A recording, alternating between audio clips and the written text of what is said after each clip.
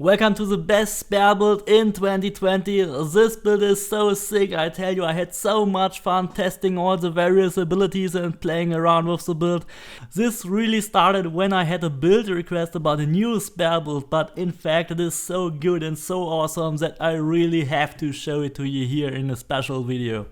While testing out all the stuff here, I almost thought, hey, why do the spare players have all the good stuff and the good abilities? But in fact, we don't have this for sword players, or we don't use these abilities so often when we have swords here. For example, the bull rush stuff and the charged heavy is a really crazy ability when you have spares. I even managed to kill a mercenary with a normal charged heavy attack swing from the spare. And you can even one-shot the mythical animals with only a single bull rush with the 3 million hit, and then with the 7 million finisher you will deal over 10 million damage for the bull rush. And a real spare build wouldn't be complete without the RS Madness ability with the very cool RS Madness super powerful attacks. But let's take a look at all the numbers here. We have 1.25 million damage with the light attack, we have 1.8 million damage with the heavy attack, and we have over 4 million damage with the charged heavy attack. That is absolutely awesome. You can kill everything, including mercenaries, with a normal charged heavy attack. And the bull rush here, it is so powerful that all the enemies are already dead when you just hit them. You don't even have the chance to apply the 7 million finisher move on them because they are already dead, and that's so ridiculous. And from behind you even get 4.8 million damage with the bull rush, so we have to look out for a bigger enemy. Here the animal will have 3.5 plus 7 million, so over 10 million damage with the bull rush in total when you apply all the attacks. Of course, also the enhanced ability has the same 4.8 million damage with the transparent bulls, but what is so awesome is when you use them in conquest battles, you can kill the whole field with this ability. That is so sick when you do it. And also the overpower attack, 2 million damage per hit, and don't forget RS Madness, 6 million damage activation, and between 1 and 2 million damage with the normal attacks, the light and heavy RS Madness attacks. That is also really awesome because you're invincible when you do it. But I found another really cool combination. When we use the enhanced Ring of Chaos, where we make a pole with the spare here, and then also activate RS Madness together, then you have a really powerful combination. Everybody inside the bubble from the RS spare will die, will get 5 million damage anyway. Then you can just roam around and kill everybody else outside of the bubble with the normal RS Madness until the bubble explodes and everybody dies. I also fell in love with the Might of Artemis ability, but when you use the Bighorn Bow, this ability only works with normal arrows, which is a bit sad, but it is still a good ability, dealing over 4 million damage. Then we have multi-shot over 3 million damage, then of course the devastating shot over 5 million damage, and the ghost arrows also over 5 million damage. Of course, you can also assassinate every normal enemy, and also the mercenaries using rush assassination. They will be no problem, there's plenty of room for the damage. What I also found out about the enhanced bull rush is that when you use a fire weapon, then the bulls will also be on fire, lighting up everything in their way. That is really cool, really awesome. In the inventory we have 180,000 warrior damage, 392,000 assassin damage, so that is really awesome. But first things first, I will show the engraving ranking for this build. You can get another 179,000 warrior damage when you add another 100% crit damage at full health, of course. That's our number 1 spot. Then the next best engraving would be 30% damage to spares. That's giving you almost the same damage with 171,000 damage. Then we have 20% damage to spares and staffs. That's only giving you 114,000 damage. But we won't use it here because we will rather engrave 100% crit damage here on the boots. Then we have 50% crit damage, half of 179, so 90,000 damage. Then we have 20% warrior damage, 52,000 damage, 40% elemental damage with 47,000 damage, and 10% all damage with 26. Please don't forget these values, and this ranking is only valid for this specific build. If you want to check out the calculations, they are all in the description of this video as usual. This build will use 2 Spartan Javelins, but don't worry if you only have 1. You can make this build still with only 1 Spartan Javelin. I will show you a full health variant and a variant for 1 Spartan Javelin right after the main build. As you can see, the Spartan Javelin is a unique weapon because it has assassin damage, damages spares, and then a melee resistance. The Spartan Javelin obtained from the quest in Delos Island is the only melee weapon in the game that has 30% melee resistance. And when you do these quests multiple times in a New Game Plus, then you can get multiple of these Spartan Javelins with 30% melee resistance. And having 2 of them makes it really awesome for this build. For the legendary engraving here on the first Spartan Javelin, you are relatively free on what you want to engrave. You can basically engrave armor penetration for the most damage, you can engrave the cooldown duration reduction, or you can also engrave the triple bull charge with the Ares bull charge. I personally thought we always use the armor penetration, why don't we try something else here? In fact, the armor penetration gives you, when you don't use it, a 1.1 million light attack, and when you use it, a 1.37 million. That's a 20% increase when you use armor penetration. The same when you use normal arrow shots, from 1.4 to 1.6 is around a 20% increase.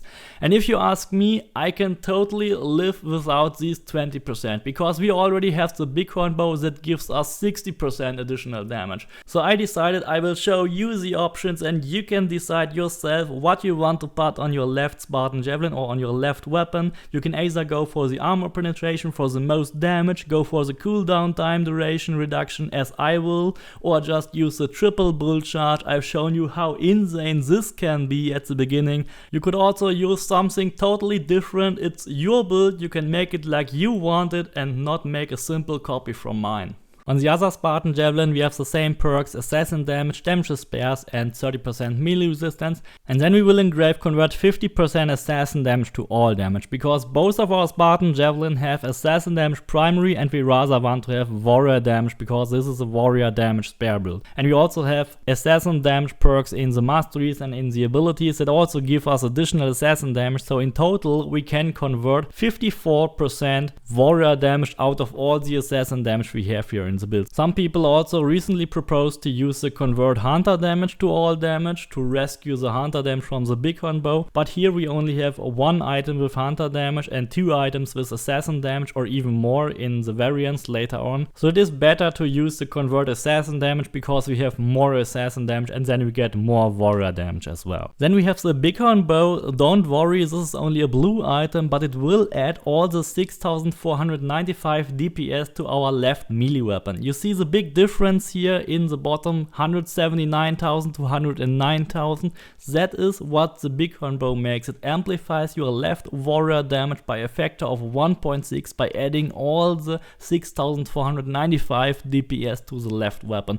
So this is a glitched item and by far the best weapon in the game. You can get it from 150 credits from the Helix store, but you can use your 200 free Helix credits to get it for free if you still have them. Instead of the 100% damage increase from the Falx, you can also choose to use armor penetration instead. When you do that, you will get the same damage increase as when you would use the 100% damage from the Falx, but this only works for warrior and hunter damage. You will get no additional damage for your assassin abilities or assassin damage. And since this build has 100% melee resistance, I would rather go for the 100% damage increase from the Falx, so we also get a lot of assassin damage for Ares Madness, for Rush Assassination and normal assassinations that will really help out with these cool abilities. For the armor we will use a helmet with warrior damage, 50% critical damage, 20% critical chance while full health, and then we engrave another 20% warrior damage. We can engrave another warrior damage when we upgraded it to full maximum 20%. And of course it must not be on the 2nd or 3rd position, then it would be blocked. On the arms we have warrior damage, 30% melee resistance, 10% crit chance, and we engrave 100% critical damage at full health. Of course the other 3 engravings can also be in a different order. What matters is only that you have these engravings on your item. On the belt we then have warrior damage, 100% critical damage while full health, 10% critical chance, and then we use the 5% crit chance and 25% crit damage engraving from the Nemean Lion set. This combination will give you the most damage, but you will also be at 95% crit chance only. So if you really want to get 100% crit chance at all costs, or if you don't have the Nemean Lion set engraving, then you can also use a variant with the stolen Iso bracers and the Persian Persian Warrior's Waistband. I will show that to you right after the main build. On the torso we have warrior damage, all damage, critical damage, and we engrave another warrior damage. We could also use 20% assassin damage instead of the all damage. If you have that, that is also okay because it boosts your assassin damage additionally. But it doesn't matter if you have 20% assassin damage or 10% all damage, because we will convert that anyway with the assassin damage conversion. You have 10% warrior damage no matter which one you use. Then on the boots we have warrior damage, 100% crit damage, 30% damage to spares and 20% critical chance. That will give us a total of 384% warrior damage, 120% damage to spares, 95% crit chance and 600% critical damage. We also have 60% fire damage from masteries and abilities and 100% melee resistance. So that's a very high critical damage build with 100% melee resistance at the same time. However, if you want to have 100% crit chance, then go use the stolen Isu bracers and engrave 100% critical damage on the stolen Isu bracers, and use the Persian Warrior's Waistband here with the melee resistance on the Persian Warrior's Waistband, and also go for the 100% crit damage on the Persian Warrior's Waistband. In this variant you have slightly less warrior damage, but 100% crit chance and 625% critical damage. It's slightly less with only 170,000 warrior damage, but you will have 100% crit chance and a little more crit damage. If you rather want to play at full health and use armor penetration instead of the Falx, then go for armor penetration, for example on the first Spartan Javelin, then don't change the other one, and on the bow you can use 10% crit chance. That is very good because then we can use complete crit damage and crit chance here on the arms, and also use the complete crit damage here and a 30% melee resistance as an engraving on our belt. That will give us 100% crit chance and also 625% critical damage. If you only have one Spartan Javelin, then you can use the Master of Water Spear, which is a unique spear that has 10% crit chance on it. You can obtain it from the Test of Judgment questline from the Lost Tales of Greece, which is located in Corinthia. You have to make sure you choose Poseidon's Path and then loot a special chest, which is located in the hidden dungeon in the Foundry of Hephaestus. Make sure that you loot this chest and choose Poseidon as the god in that questline. On the Master of Waters, it is best to engrave damage spares. That will give you the most damage, but then you lose a legendary engraving. Of course, you can also choose to use the Harvester of Time instead and play with 90% crit chance. That is also possible, then you can still use a legendary engraving. Then you have to go for 2 melee resistance engravings both on the belt and on your arms. For the basic version of this build, 164 ability points are recommended. Of course you can start to make this earlier, but 164 is a number where you get most of the important abilities and masteries. When you have the Atlantis DLC, it is relatively easy to get that amount of points even before you reach level 99.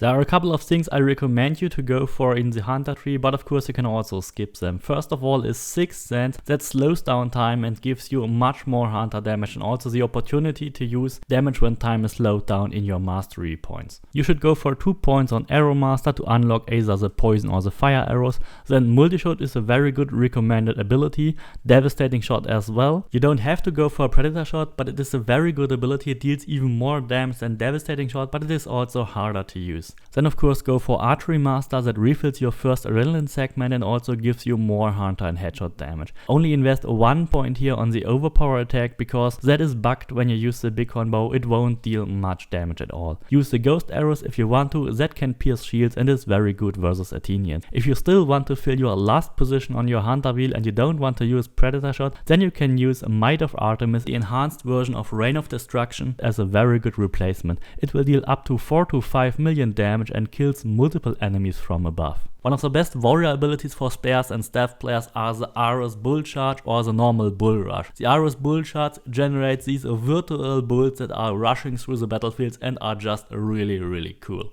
But if you want to get the most damage with your spare, then go for the normal Bull Rush. There you have over 3 to 4 million damage with the hit and a 7 million damage finisher move. That gives you 10 million damage for this ability in total. Then of course we have the Charged Heavy Attack, one of the best normal attacks here for spare players. 4 million damage in a 360 roundhouse swing. That is absolutely fantastic. It costs no adrenaline and you can even kill mercenaries with that. Then Weapons Master, of course, the passive abilities for more crit chance, damage. Then I would recommend you to go for 1 point on flaming attack. That will unlock the fire mastery. Fire mastery will give you 40% more fire damage. Of course you can also go for the venomous attacks and use the poison mastery instead, but poison mastery is only 25% and fire is 40%. The elemental damage is mainly used to boost your arrow damage for the elemental arrows, but if you want to use that on your melee weapon as well, then you should also go for 3 points on the flaming attacks or venomous attacks, so you have no recharge time. Then we have the overpower attack. Each attack will deal around 2 million damage. That is not as powerful as in the sword build because we cannot do animation cancels with spares. But what is much better here is the RS Madness. So I recommend you use RS Madness whenever you can. Go for the cooldown time as I do here in that build, and that will be fantastic, using RS Madness as often as you can. Then we have our usual candidates here with Fury of the Bloodline, then Ring of Chaos, or you can even use the enhanced version of Ring of Chaos, Second Wind. And then in the assassin tree we go for Shadow Assassin for the additional crit damage and assassin damage, Rush Assassination, then Hero Strike, and then absolutely go for Stealth Master for the increased out of combat damage overnight. In the masteries then we go for damage to spares. I put 15 points here. That is a reasonable amount. Of course if you have more than 160 points then you can max it out and put even more points on that than shown here. Then also go for 12 points on crit chance and 12 points on crit damage, and that's it here for the Hunter tab. In the Warrior tab I put 12 points on warrior damage. That is also a reasonable amount, gives you 16%. Of course you can use more if you want. Then we have 10 points on melee resistance to get to 100% melee resistance. In the assassin tab we also have 12 points on assassin damage, then 15 points on critical chance and another 15 points on critical damage while full health. That will give you a total of 98% crit chance if you used one of the 100% crit chance variants. Of course if you have more points then max out crit chance first and then go for the damage. In the high point variant of course I maxed out damage spares, crit chance and crit damage here on the Hunter tab, and I also put a couple of points into headshot damage, damage with bow charge shot and bow charging speed. I also put a couple of points on adrenaline on headshot kill, and what I really like to use when I have elemental arrows is the chance not to consume these special arrows. That will give me around a 25% increased quiver so that I don't run out of these arrows so often, which is really annoying, especially when you use multi-shot. In the warrior tab I have maxed out warrior damage, still 10 points on melee resistance because more than 100% is not useful, then armor penetration, fire damage, and here 4% additional damage for all warrior abilities. In the assassin tab we have maxed out damage whenever time is slowed down, assassin damage. Damage with swords can be ignored here because I used that for another build as well. But of course max out the crit damage and crit chance at full health, also damage at full health, then go for a couple of points on adrenaline and even damage on leads and bosses. The cooldown duration so that you really have 35% and not only 25%. Then if you want you can also go for a couple of points on damage with all assassin abilities. That's the only way to further increase RS Madness because there's no special mastery for RS Madness itself. I hope you like this build as much as I do. Please don't forget to subscribe or leave me a like, and see you next time. You can also support the channel with a Patreon or YouTube membership, then you get access to exclusive wallpapers, personal build advice, private chat rooms in our Discord and more. Make sure to check it out.